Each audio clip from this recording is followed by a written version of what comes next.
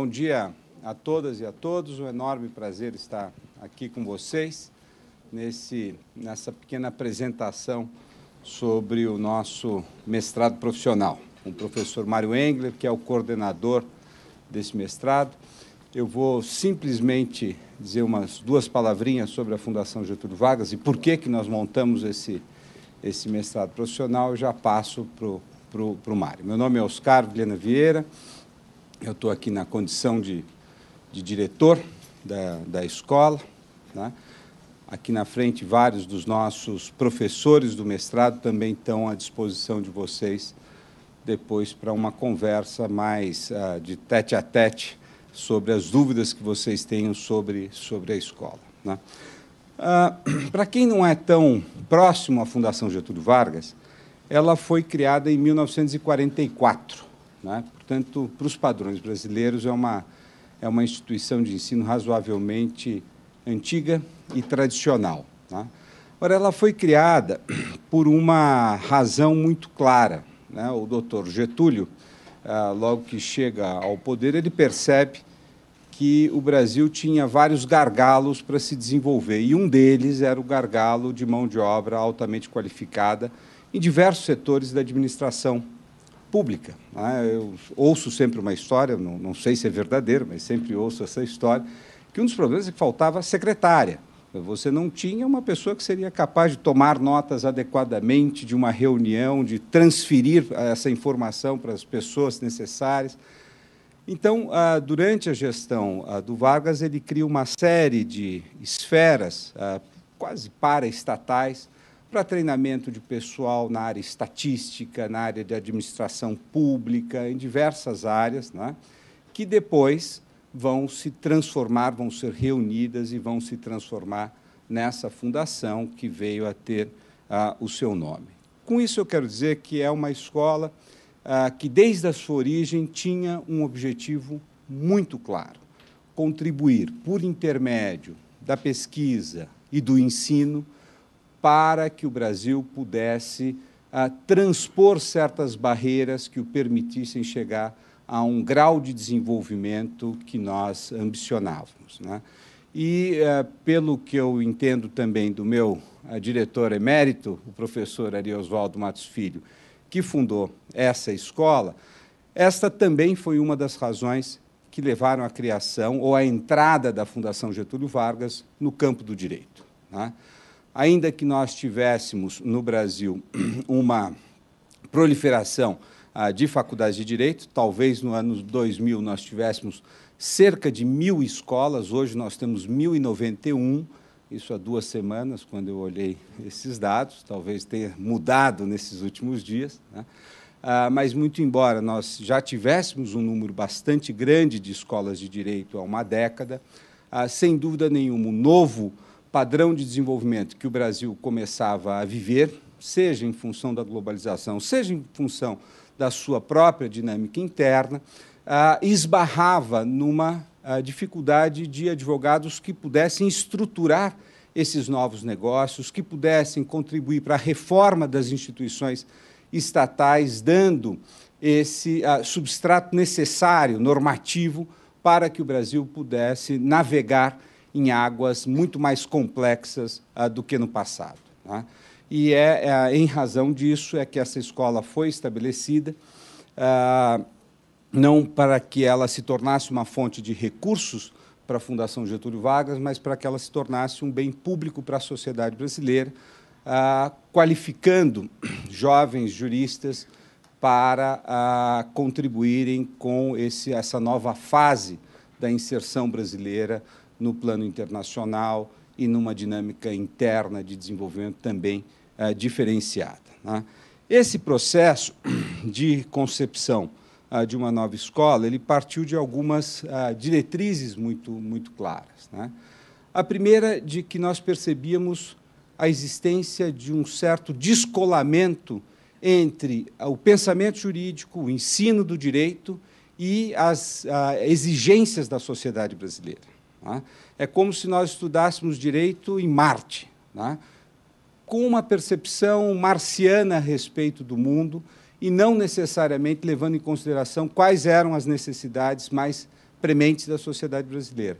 Tá? Então, ela é uma escola fundamentalmente realista, no sentido de que nós vamos buscar compreender quais são os problemas da sociedade brasileira, quais são os seus desafios, quais os desafios dessa sociedade na sua nova inserção internacional e de que maneira o direito, então, se vê impactado e de que maneira ele pode impactar numa dinâmica entre direito e sociedade. Tá?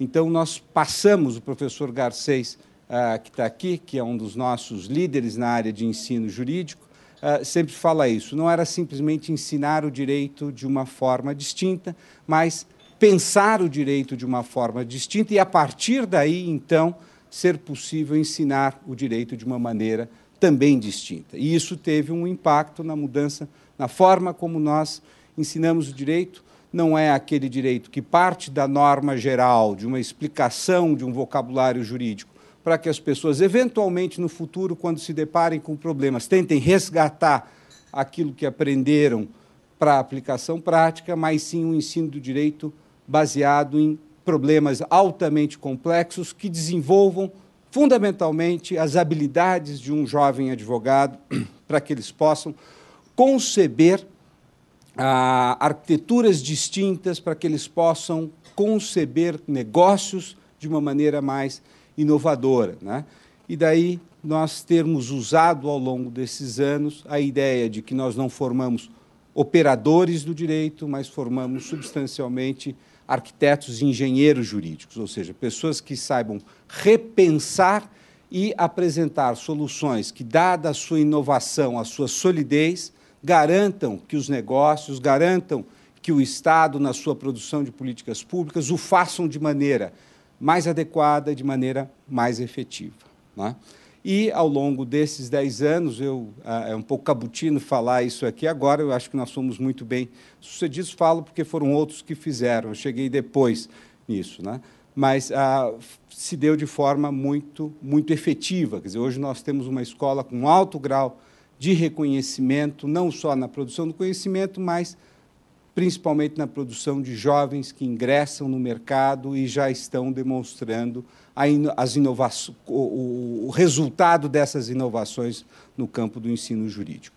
E criamos um mestrado acadêmico que é voltado especificamente para a área de pesquisa em Direito e Desenvolvimento.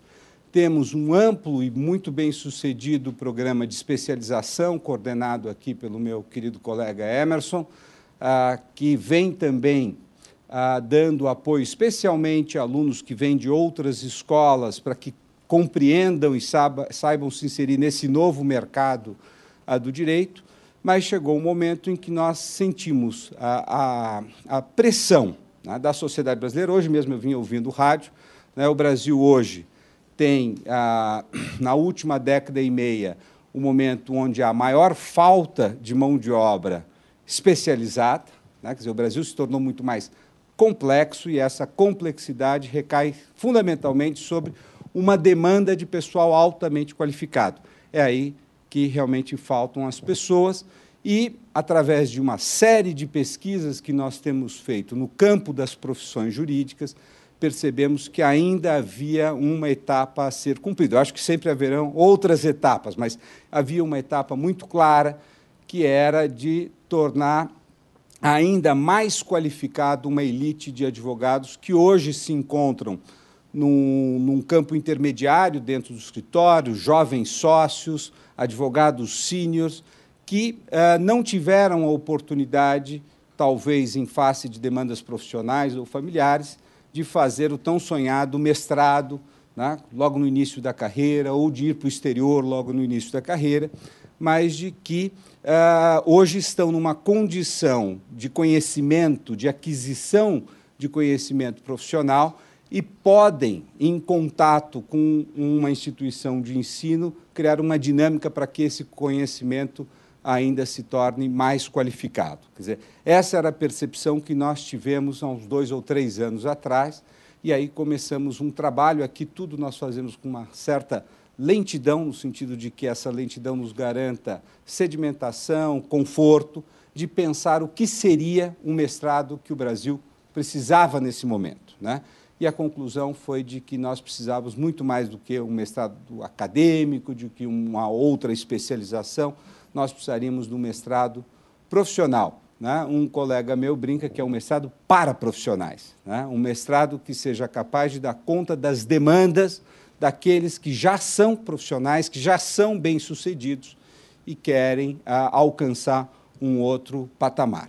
Então, em função disso, nós criamos esse mestrado com um grupo excepcional de profissionais do mercado, isso é muito importante, todos eles com uma vivência acadêmica, mas fundamentalmente são profissionais do mercado, né? Nas áreas de direito tributário e de direito dos negócios, né? Sempre pensando que nós estamos dentro da Fundação Getúlio Vargas, onde há uma obsessão pelo desenvolvimento, então é a ligação entre o direito tributário, o direito dos negócios, ao campo do desenvolvimento, né? É um mestrado, sem dúvida nenhuma, voltado para os negócios, mas também levando em consideração que o Brasil é um país onde o campo negocial tem uma imbricação profunda com o campo público, tá? Não só em face do alto grau de regulação da nossa economia, mas da própria participação do Estado dentro do PIB brasileiro e dos seus investimentos, tá? Então, falar em negócios no Brasil não desqualifica o poder público, antes, o contrário, o poder público é um partícipe, para o bem e para o mal, desse processo de desenvolvimento. Então, ele é um mestrado que é voltado tanto para pessoas que estão nas carreiras públicas, né? O Emerson e eu tivemos a oportunidade, em alguns estados brasileiros, por exemplo, onde as procuradorias do Estado nos buscam. Por quê? Porque eles estão engajados em processos de inovação negocial, né? Onde os advogados públicos se sentem um pouco defasados em relação àquilo que o momento exige. Então, é um mestrado voltado a conjugar estas duas áreas. Então, eu queria agradecer a presença de todos vocês aqui e passar a palavra ao meu amigo Mário Engler, que vai fazer uma pequena apresentação sobre a estrutura do mestrado. Obrigado, Mário. Bom dia a todos. O Oscar já fez aqui as saudações mais importantes. Eu vou rapidamente passar aqui por uma sequência de slides que procuram sintetizar a estrutura e os objetivos deste novo programa, que é o mestrado profissional. Eu acho que um ponto importante que eu quero enfatizar é que é o primeiro mestrado profissional em direito no Brasil. Até então, os mestrados profissionais que existiam eram em outras áreas do conhecimento ou multidisciplinares, e depois de muito insistir junto à CAPES, a Direito GV conseguiu finalmente a aprovação deste curso. É um curso que tem o mesmo nível de regulação do mestrado acadêmico ou do doutorado, diferente do especialização, em que a regulação é muito mais flexível, dá muito mais espaço para utilizar diferentes modelos de ensino, mas aqui no mestrado profissional, esta interface com a CAPES ela é extremamente relevante. Por que isto? Porque é um programa de mestrado stricto sensu, ele tem o mesmo nível de titulação que o mestrado acadêmico, para todos os efeitos, então não há distinção em relação ao título de mestre no mestrado acadêmico ou no mestrado profissional, em termos de regulação. Portanto, confere o título de mestre, e aqui acho que vem um diferencial importante, que ele é compatível com o exercício profissional. Ele foi todo pensado, desenhado, não só em termos de corpo docente, mas também de grade curricular, de escolha das disciplinas, e até o desenho da dissertação foi pensado, está sendo pensado para alunos que estejam já exercendo a profissão, já tenham uma certa bagagem profissional e pretendam continuar, em paralelo ao curso do mestrado profissional, continuar exercendo a sua atividade profissional. E, como consequência, desdobramento disso tudo, e aqui eu acho que é um ponto de distinção também importante com o mestrado acadêmico, é um enfoque aplicativo. É um enfoque, a ideia é trabalhar este tipo de enfoque, menos abstrato, menos teórico e mais aplicativo. Não que a teoria não seja importante, eu acho que o desafio do mestrado profissional é justamente esta combinação entre teoria e prática, entre embasamento teórico e capacidade de transformar isto em aplicação prática e gerar inovação jurídica de caráter aplicativo.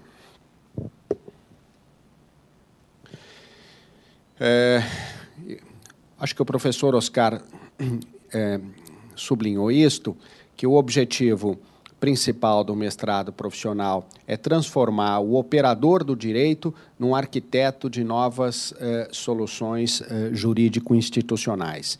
Então, para isto, quais são os quesitos que serão trabalhados durante o curso? É o rigor intelectual, aquisição de sólidos conhecimentos teóricos, então aqui mostra bem a preocupação com a teoria, competências multidisciplinares, capacidade analítica é uma coisa que só um curso de pós-graduação estrito sensu tem condição de desenvolver de maneira satisfatória essa habilidade, capacidade analítica, visão estratégica e trânsito internacional. Depois eu vou, mais adiante, explicar como é que nós estamos tentando combinar um curso que tem um enfoque na realidade brasileira com uma abertura internacional, porque hoje, da maneira como o mundo está desenhado, esta inserção internacional é de extrema relevância. Qual é o público-alvo a quem o curso se destina? São advogados dos setores privado e público, que estão trabalhando em escritórios de advocacia, departamentos jurídicos de empresas privadas e estatais, entidades do terceiro setor, agências reguladoras e outras instituições governamentais e multilaterais. E aqui as duas linhas de pesquisa, que o professor Oscar também já aludiu, direito dos negócios e direito tributário. Aqui estão mencionadas algumas competências e habilidades que serão trabalhadas em cada uma dessas linhas de pesquisa. Na linha de direito dos negócios, arquitetura corporativa e novos modelos contratuais, modelagem de projetos de infraestrutura. Eu acho que isso mostra bem que, quando se fala em negócios, hoje em dia, não se pode pensar exclusivamente em negócios só dentro do setor privado. Hoje existe uma gama enorme de negócios que pressupõe uma interface entre setor público e setor privado, compreensão do contexto internacional e estratégias para situações de conflito. E na linha de pesquisa de direito tributário, desvendar tendências econômicas e financeiras, formular políticas públicas de tributação, uma preocupação também com a maior eficiência tributária na estruturação de negócios e influenciar a formação de precedentes jurisprudenciais. Aqui está a relação de todas as disciplinas. Eu não vou falar especificamente de cada uma delas, mas dá a estrutura geral. São 5 disciplinas comuns e obrigatórias, as duas linhas de pesquisa, são as que estão listadas ali em primeiro lugar. Depois, haverá disciplinas obrigatórias, também 5 disciplinas obrigatórias para cada uma das áreas, em direito dos negócios e direito tributário. As duas primeiras disciplinas das áreas de negócios e tributário, elas se desdobram em 2 módulos, por isso está ali 1 e 2, e depois um rol de disciplinas eletivas que estão exemplificadas abaixo.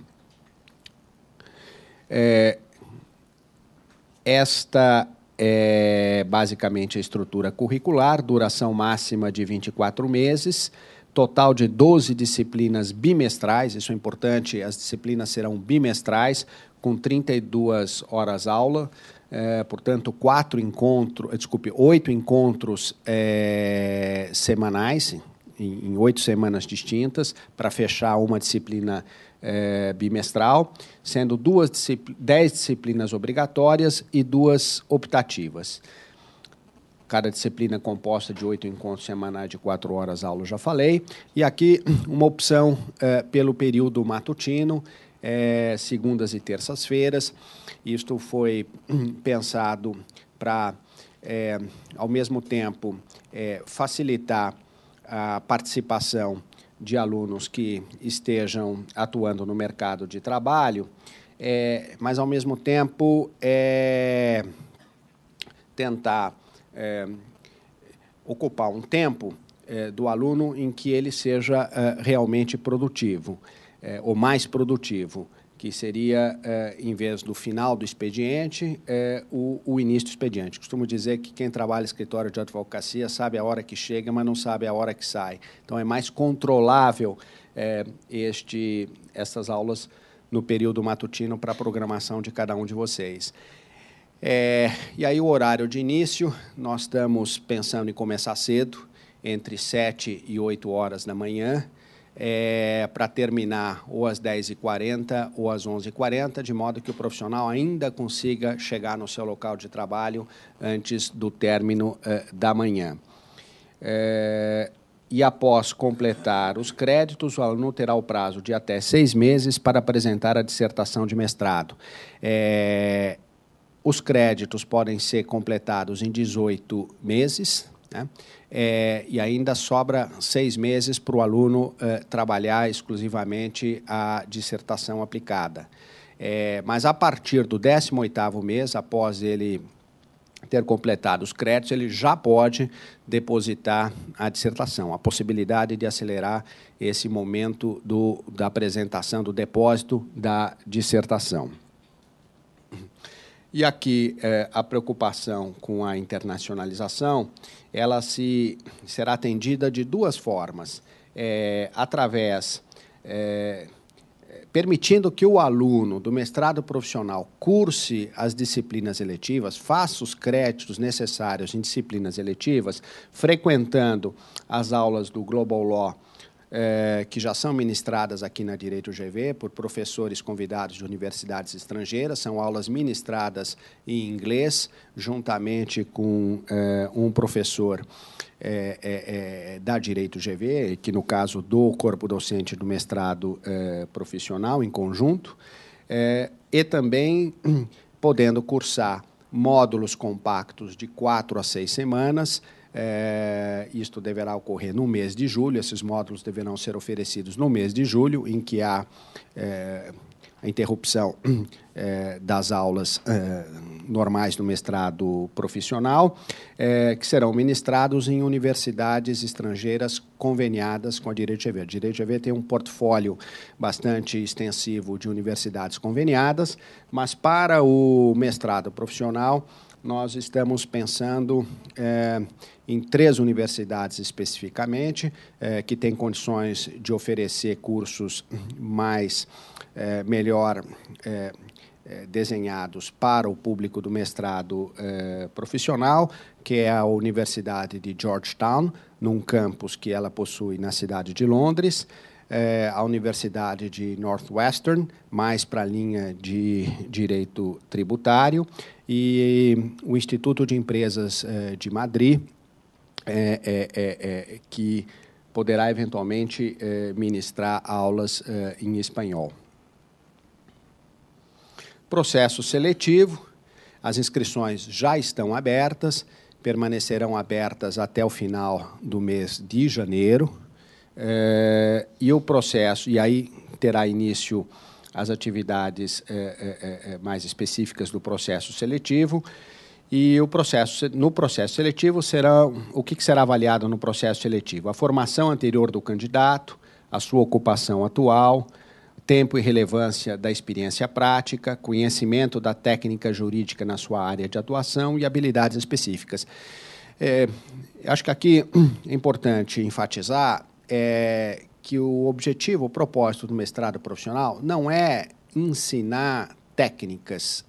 Isto, em alguma medida, é um pressuposto anterior. Quer dizer, se parte do princípio de que o aluno já tem um razoável domínio das técnicas em função de uma experiência profissional relevante que ele já carrega. Nós resistimos muito a tentar estabelecer uma régua objetiva sobre o que é experiência profissional relevante, se são 5 anos, se são 10 anos, se são 2 anos, porque menos do que o número de anos, a importância é a qualidade dessa experiência profissional. Então, isso ficou em aberto e será avaliado caso a caso. E o candidato deve também demonstrar um comprometimento e aderência aos objetivos do curso. Isso vai ser aferido por conta de um documento escrito que nós chamamos de carta de motivação, que o candidato deverá escrever e entregar durante o processo seletivo, e a comprovação de proficiência em língua inglesa por meio de habilidade de leitura e compreensão de idioma. A questão da língua inglesa para admissão no mestrado profissional é a proeficiência, que pode ser demonstrada ou por um certificado, um rol de certificados que estão mencionados no manual do candidato, que orienta o processo seletivo, ou, eventualmente, fazendo uma prova específica de proeficiência em inglês, que será organizada pela Fundação Getúlio Vargas. E ali estão listadas as 4 etapas do processo seletivo: análise curricular, análise da carta de motivação, a prova de língua inglesa ou o certificado e, finalmente, uma entrevista.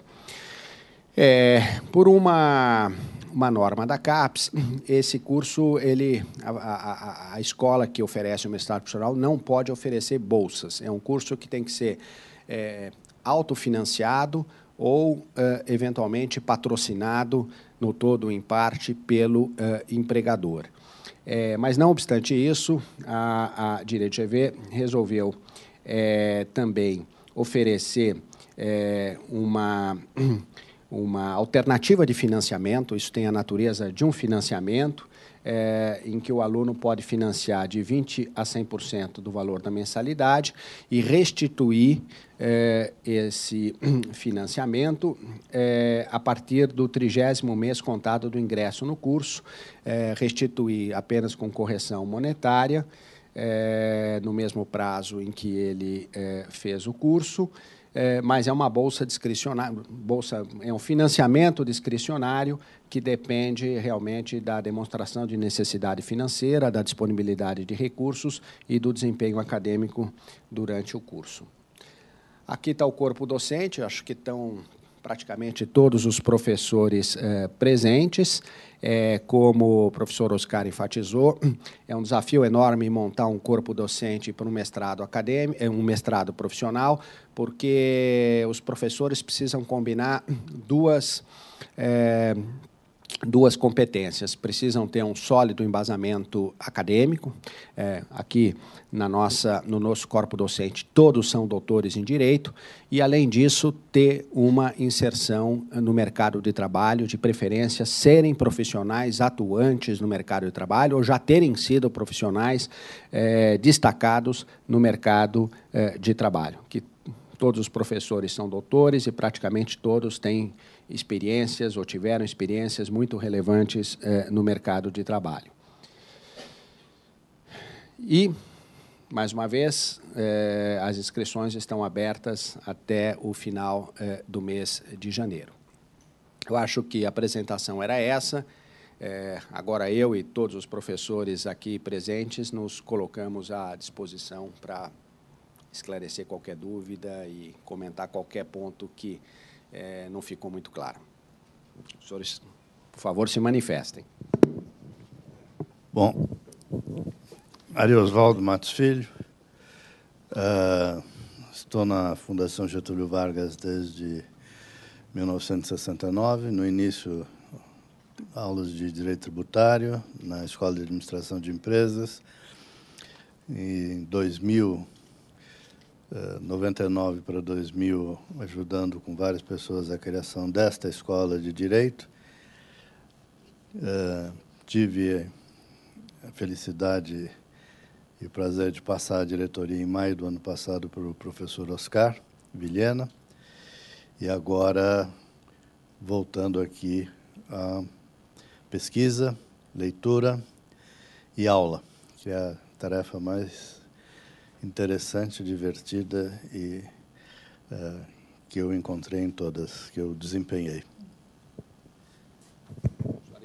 Eu vou fazer aqui quebrando o protocolo, eu vou fazer uma coisa misturada. Eu vou passar a palavra também para alguns amigos que estão presentes aqui, interessados em cursar o mestrado profissional. Depois nós voltamos também para a fala de um professor. Doutor Eduardo.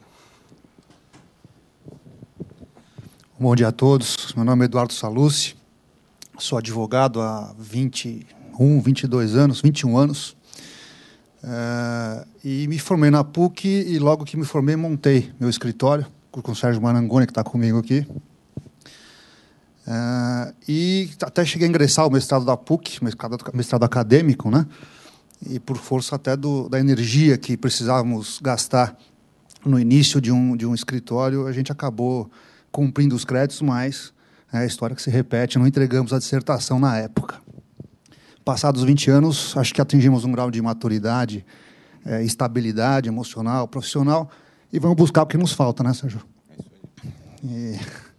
E acho que esse mestrado ele trouxe um viés que é bastante interessante e que é o que, de fato, nos inibia até, ou nos deixava em dúvida sobre voltar ou não a um banco de mestrado, que é esse viés prático, né? A gente milita no dia a dia e a gente sabe que a teoria em excesso, sem a conotação prática, ela acaba se perdendo, né? E, além disso, também atuo no Tribunal de Impostos e Taxas, da Secretaria da Fazenda, integro a Câmara Superior, estou lá há 12 anos, e eu também sinto, às vezes, necessidade de estudar e incrementar para poder me deparar com questões complexas que são submetidas ao nosso crivo lá praticamente em todas as sessões, né? Então, com isso, eu espero poder fazer parte desse seleto grupo, né? E agradeço a todos. É um prazer. Professor Allier. Professor Allier foi quem me antecedeu nessa desafiante missão aqui de coordenar o mestrado profissional. Ela que trabalhou na fase de desenho inicial desta proposta de curso, que foi submetida à CAPES. Isso aqui parece que é uma corrida de revezamento. Aí o bastão caiu na minha mão, eu estou tentando andar na mesma velocidade, com a mesma competência que ela andou até agora. Bom dia a todos. Meu nome é Lia Uema do Carmo.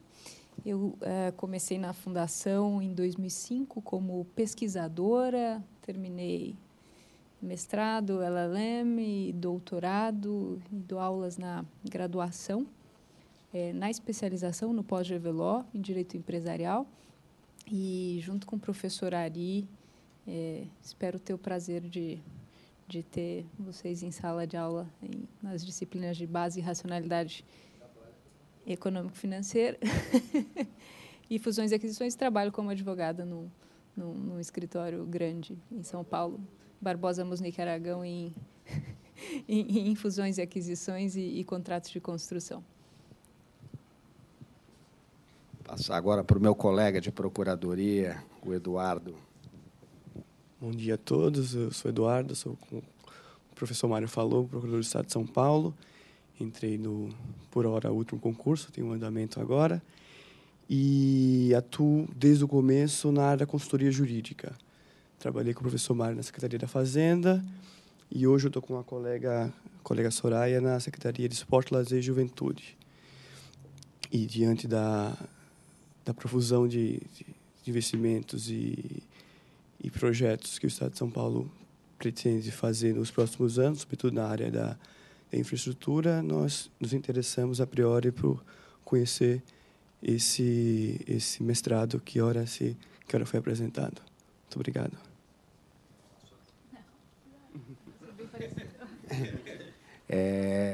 Queria passar agora para a professora Juliana, Costa, que se juntou a nós mais recentemente. Conta um pouquinho. Obrigada, professor Mário. Bom dia a todos. Bom, eu recebi o convite para participar aqui do mestrado profissional. Eu sou advogada pública, sou procuradora da Fazenda Nacional, trabalho há 12 anos já na Procuradoria e lido hoje com a defesa da Procuradoria nos tribunais, aqui, TRF, Terceira Região e os demais, e TJ e TRE, enfim. E eu sinto uma falta muito grande desse link entre a teoria e a prática.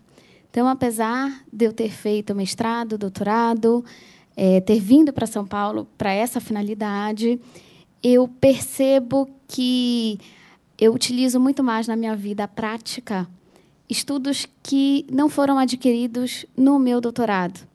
Apesar de eu ter aprendido a teoria, que é fundamental para o exercício de qualquer atividade, eu senti a falta exatamente do que o mestrado profissional está oferecendo.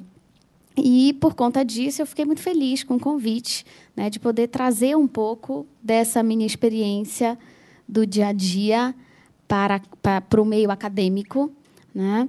E vi que o mestrado profissional tem sido muito bem aceito na área pública. Quando trato desse tema com os colegas, eu percebo que tem muitos colegas que sentem falta de uma titulação, embora não estejam querendo se submeter a uma titulação de um mestrado acadêmico, porque exige um estudo que talvez não 100% seja utilizado no seu dia a dia.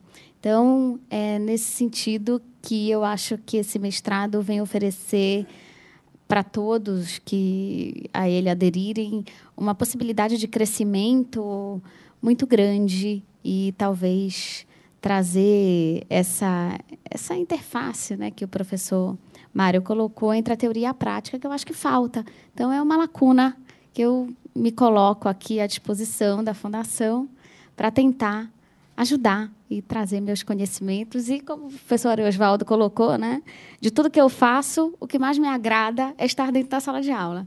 Então, trazer isso aqui para essa fundação, que eu confesso que não conhecia tanto e que, quando passei a conhecer, me encantei com o que pode ser oferecido aqui, tanto ao professor quanto ao aluno.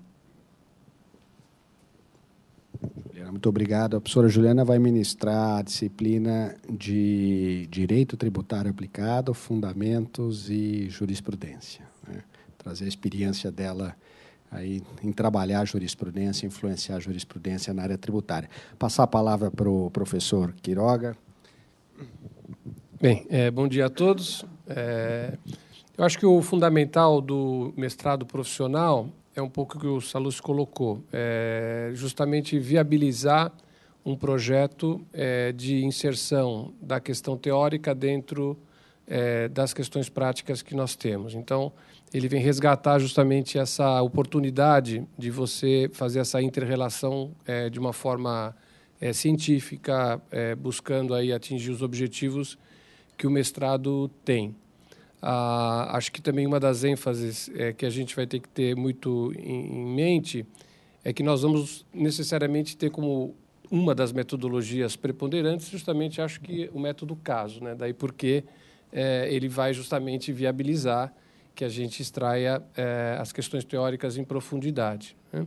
Então, obviamente que eu também, quando já dei aula há muitos anos na GV no passado e volto na Faculdade de Direito, eu acho que a gente, um pouco, o mestrado profissional, ele resgata um pouco esse equilíbrio entre o profissional e o acadêmico, né? Da mesma forma como eu me intitulo, se eu fosse me dar um currículo, eu diria que eu sou um professor, um advogado que leciona, né? E não um professor que advoga.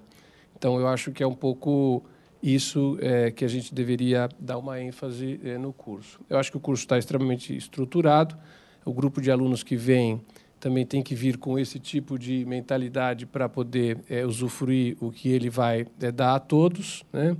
E realmente eu acho que nós hoje estamos muito motivados de proporcionar isso para quem está chegando na escola e usufruir dessa ferramenta que a GV conseguiu aprovar junto à CAPES como uma melhoria do nosso profissional do dia a dia. Eu acho que essa é a função principal como gestores de um projeto desse.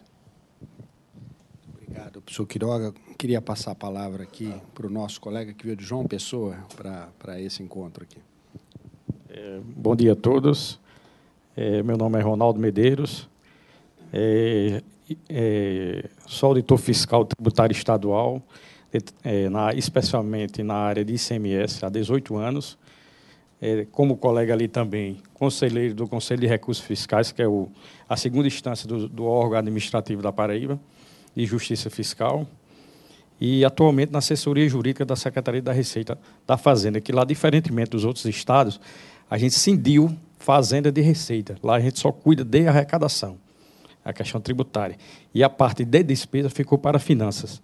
Então, tem essa cisão lá, e devido a essa questão das demandas lá, também do setor público, quanto a essa questão de crise do sistema tributário atual, guerra fiscal, benefícios fiscais, que está assolando aí, envolvendo aí uma crise até do Pacto Federativo dos Estados e a União também, eu pretendo também me submeter ao mestrado profissional e partir também da premissa que requer já um certo embasamento do conhecimento teórico e prático do conhecimento jurídico.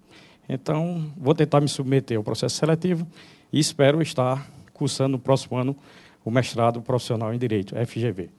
Obrigado. Bom dia. Muito obrigado. Professor Vanderlei.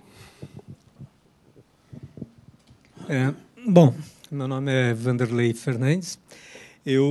Vocês me desculpem, eu estou com um problema nas costas, então eu prefiro ficar em pé, do contrário eu vou agravar o meu problema. Bom, eu tenho trabalhado na GV como professor de contratos desde o início. Na verdade, eu comecei no curso de societário, que naquela ocasião era coordenado pela professora Paula Forgione. E eu dei a aula inaugural daquele curso, logo, eu acho que posso dizer, como o Emerson um dia me apresentou, como se eu fosse um decano já do curso na GV. Bom, eu devo ministrar duas disciplinas. Uma disciplina de caráter multidisciplinar, é uma disciplina que foi inspirada num curso desenvolvido pela Universidade de Harvard, que se chama Analytical Methods for Lawyers. Esse curso acabou sendo... nós dividimos aqui, o Bruno Salama, que daqui a pouco vai falar, deverá dar alguns temas dessa disciplina, e eu deverei cuidar, principalmente, da interface de finanças, gerenciamento de projeto e contabilidade para advogados. E, além dessa disciplina, uma outra, que foi chamada de contratos, essa é comum, ou seja, ela é obrigatória para as duas linhas de negócios e tributário. E a outra disciplina, que foi chamada pelo Mário de contratos complexos, não é? Que deverá ser, ela é obrigatória para a área de negócios. E, apenas para dar uma ideia do que isso significa, nesse fim de semana eu participei de um congresso do Instituto dos Advogados de São Paulo sobre sobre infraestrutura. E eu participei de uma mesa de debate sobre contratos de aliança, que é uma figura contratual bastante complexa mesmo, e nova, ninguém sabe direito o que é, mas eu achei muito interessante, porque, ao falar de infraestrutura, até algum tempo atrás, o que existia era contrato administrativo. Né? E, num debate dessa natureza, provavelmente a mesa seria composta, basicamente, de administrativistas. E a mesa estava bastante variada. Tinha professores de direito administrativo, mas professores de direito comercial e, enfim, professor de contratos. Eu não me apresento como professor de direito civil, porque eu não entendo nada de família, nada de direitos reais, então, para mim, eu sou professor de contratos. E a discussão foi extremamente interessante. E ali ficou bem evidente o que foi enfatizado aqui pelo Mário, né, dessa questão de aproximação do direito público e direito privado. Quer dizer, é uma aproximação que, na verdade, hoje em dia, a distinção acaba perdendo até a relevância. E foi um debate extremamente interessante sobre uma figura contratual extremamente complexa e difícil, que poucos aqui já tiveram a experiência de negociar ou de ver um contrato dessa natureza. E é desse tipo de complexidade e de dificuldade que nós esperamos tratar no nosso curso de contratos complexos. Daí, realmente, a importância da experiência, né, dos nossos colegas, não necessariamente alunos, né, em sala de aula. Então, é isso, e espero, de fato, vê-los na sala de aula, enfim, e esperamos ter muita diversão. Queria que a Marina, que é ex-aluna do mestrado acadêmico e que está trabalhando comigo na coordenação, desse um rápido depoimento. Bom, a minha trajetória, eu me formei em 1996 na PUC, tinha muito interesse em continuar estudando, mas eu já seguia, desde o início da minha carreira, a linha empresarial. Eu trabalhava numa companhia de capital aberto, que é a Companhia Melhoramento de São Paulo, e não conseguia encontrar, nos mestrados tradicionais, uma linha que tivesse de acordo com aquilo que eu vivia, que era a realidade do mundo dos negócios, muito mais do que a teoria, né? Eu partia de problemas para soluções, então aquelas enormes discussões dogmáticas e de legalidade não me faziam sentido para a vida que eu tinha, né? Por outro lado, eu também sentia que a prática do dia a dia me era muito fácil, preenchia, né, até recentemente formulários de referência, discutia com o CVM e Bovespa, mas qualquer situação mais complexa que me aparecesse, eu tinha que pegar o telefone e ligar para o Matos Filho ou para o Sallusti Marangoni e precisava de ajuda para resolver as questões por falta de bagagem teórica. E quem trabalha em companhia, e mesmo quem está numa equipe dentro do escritório de advocacia, sabe que a gente vira, lamentavelmente, um grande apagador de incêndio, né? A dinâmica da advocacia mudou muito nos últimos anos. Com todo mundo que eu converso sobre isso, fala, nossa, eu me sinto exatamente assim, né?